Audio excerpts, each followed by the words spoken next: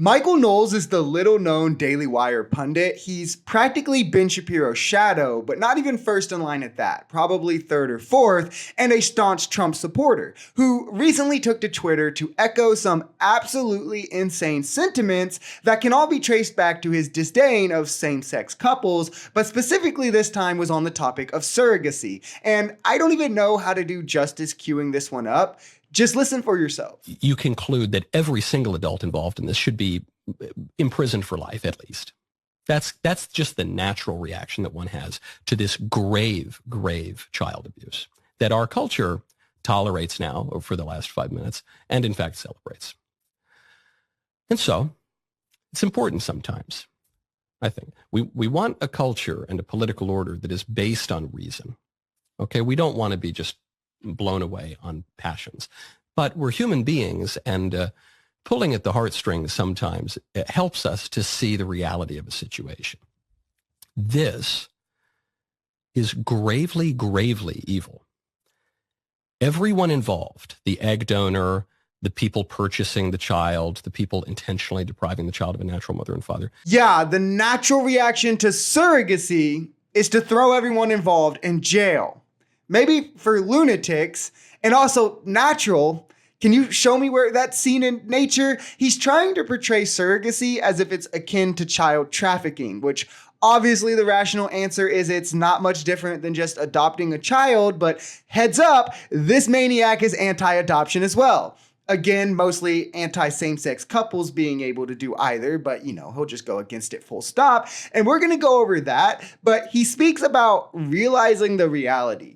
The reality is not every kid is going to be born into a two-parent loving household. Obviously, that is preferred, but many are not going to get that benefit. And we will never reach a point where that is so. Even if it is so, what happens if a parent gets sick, if income changes, one dies, something of the such? That's when things like adoption become viable, or if one partner or both can't have a child, surrogacy. Now, I want to show you some statistics when it comes to same-sex couples and raising children, because we're not going to beat around the bush and pretend homophobia isn't the motivator for his position here. Same with adoption. But when you look at the numbers, same-sex couples are more likely to have a higher socioeconomic status, that being higher income levels and higher levels of education.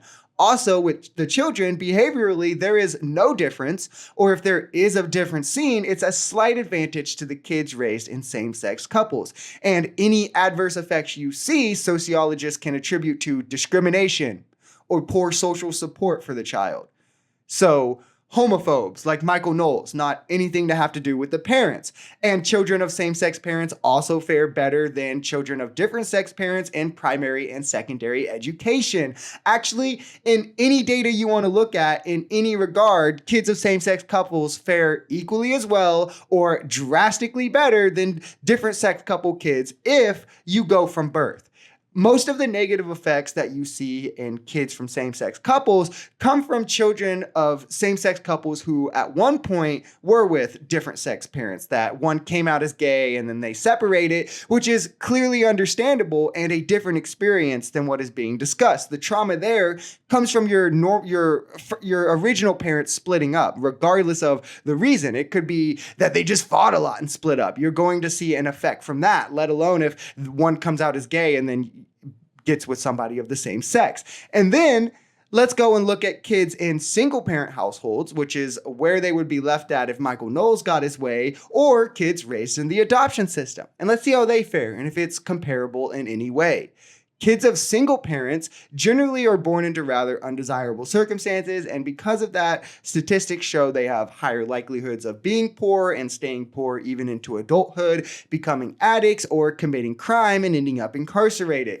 All the while also being the most likely demographic to drop out of school or never attend college. With adoption, behavioral problems are more common, as well as lower educational output, such as reading skills in elementary students or, again, attendance in college. However, they tend to be rather decent on the health side of things and even be more attended to at higher levels than kids of non-adoptive parents. Like, you see higher percents of them being read to every day than kids of non-adoptive parents. So to be very clear on what Michael Knowles' position is, he wants to put kids at every statistical disadvantage and take away advantages that kids of same-sex couples receive, as well as put infertile couples just straight out of luck because IVF is under attack as well, and now they're coming out anti-surrogacy, all because same-sex couples make him uncomfortable. If you enjoyed this video, we're Social Society. We're a commentary channel influenced by politics, society, and the economy.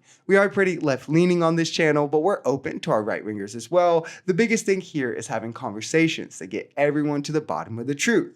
If that sounds like something that could interest you, consider smashing that subscribe button, leaving us a like, or even commenting on this video. We even have memberships available as low as $3 if you'd like to support, because the only way we become a society is together.